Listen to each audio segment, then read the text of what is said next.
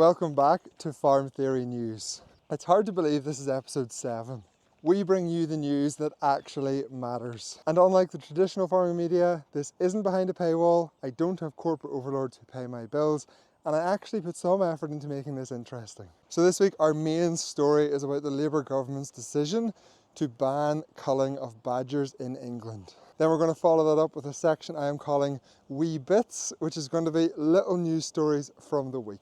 Also at the end of this, there's going to be a little bit of a behind the scenes into how I make Farm Theory News and why I'm recording this for a second time after trying to record it yesterday. It turns out being a journalist is really hard work.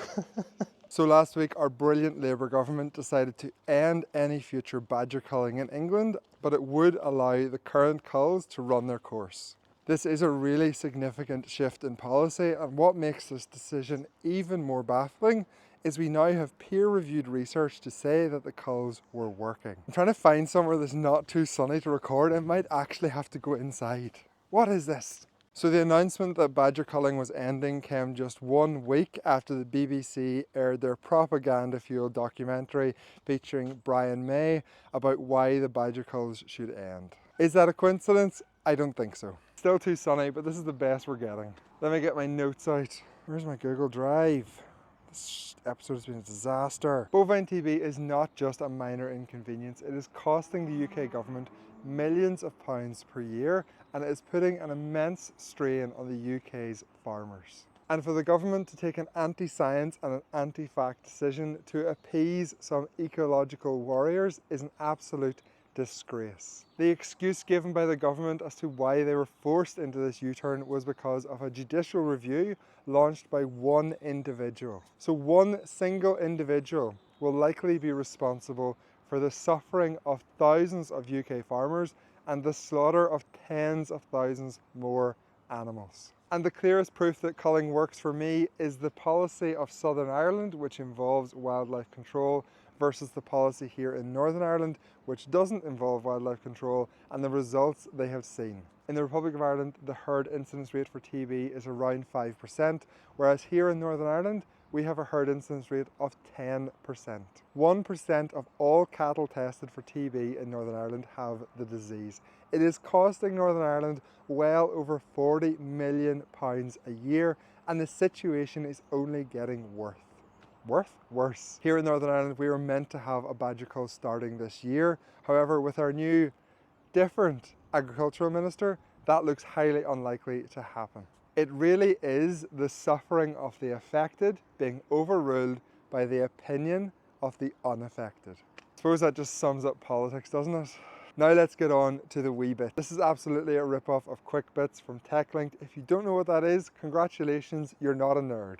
This week, Energy Ed took a big step towards his goal of having 60 gigawatts of offshore wind turbines by 2030 by signing a contract for a further 12 gigawatts of offshore wind turbines to add to the UK's current 15 gigawatts. I know I said gigabytes, I mean gigawatts. The previous government tried to secure extra offshore wind turbines but received 0 bids.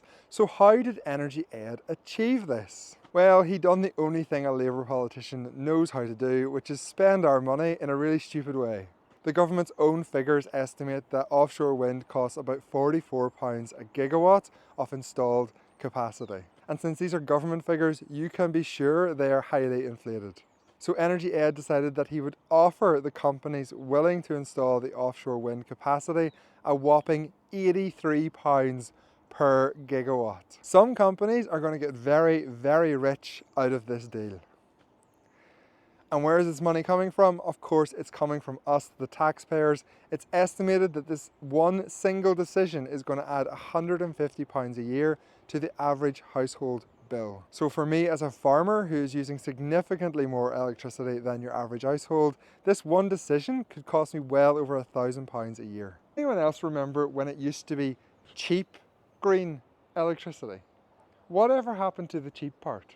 Net zero is going to be the single biggest cause of inequality in this country. It is taking money from ordinary people and giving it to massive companies under the guise of a climate crisis. Next up on Wee Bits.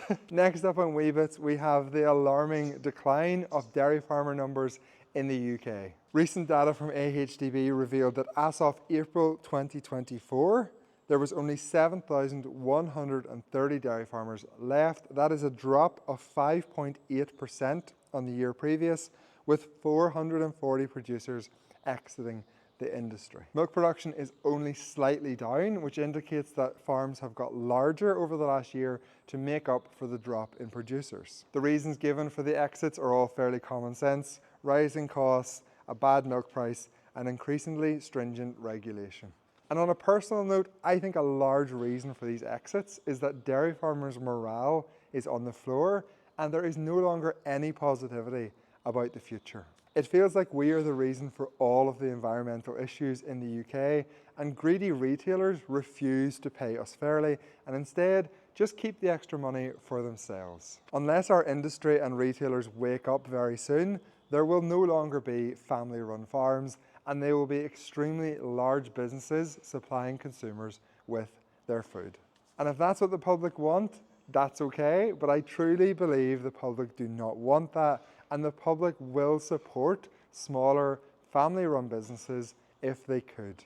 Next up, we're going to talk about BVD here in Northern Ireland. The BVD eradication strategy started in Northern Ireland back in 2013, an incredible 11 years ago. For the first 2 years of the scheme, it was voluntary. We were stupid enough to sign up early because we were told at the time that the scheme would run for approximately 4 years and then BVD would be eradicated. Spoiler, that didn't happen. Last year, the number of BVD positive cases in Northern Ireland actually increased by an incredible 20%, bringing the total number of positive cases to 5,200. This is another great example of total failure within government. How can we get to a position where after 11 years of testing and removing positive animals, we have cases increasing again? Honestly, I think it has taken so long to try and remove BVD from Northern Ireland that farmers have got fed up, are not putting in the effort anymore, and that's why things are getting worse. Lesson here: don't start an eradication scheme half-assed. If you're going to start it, make sure you start it properly.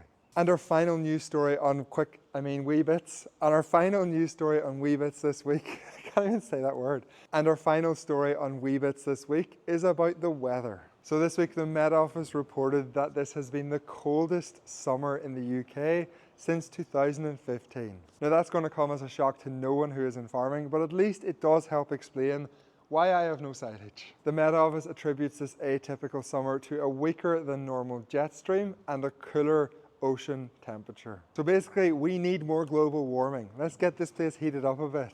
That's a joke. Don't worry, I'm not a climate denier or any of that nonsense. It's just a joke. But seriously, we could use some more heat during the summer. If I really dig into the Met Office data, it's even more depressing for my farm. I've seen 120% of normal rainfall between May, June and July, and I only got 80% of my normal sunshine hours. So at least now I have the facts and figures to explain why this year as a farmer has sucked so much. Now I know a lot of this was very UK centric. I tried to get Republic of Ireland data where I could, but it just doesn't exist. And I do think the topics are pretty transferable. So hopefully my Republic of Ireland viewers will forgive me. I will try and include more Irish news in future episodes. We will end this week with a ChatGPT outro. Well, that's a wrap for today's edition of Farm Theory News. We hope you found our updates both informative and utterly entertaining. That's actually just bad. Never mind, forget that. Thank you all for watching. If you do enjoy Farm Theory News, do give the video a like, it really helps. Consider subscribing, that helps a lot also. And if you have any comments or suggestions, stick them down in the comment box below. Thanks for watching, and I will see you next week.